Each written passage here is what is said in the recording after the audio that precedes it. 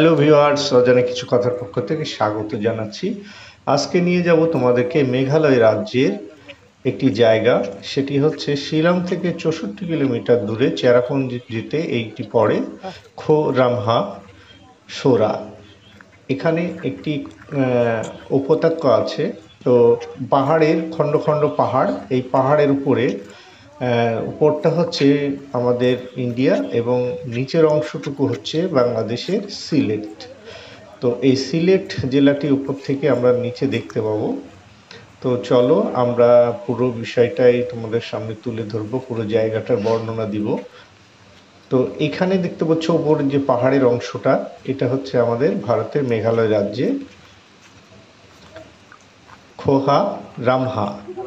তো এই পাহাড়ের ওপর থেকে যে ঝর্ণার প্রপাতগুলো নিচে পড়ছে সেটি হচ্ছে বাংলাদেশে গিয়ে পড়ছে।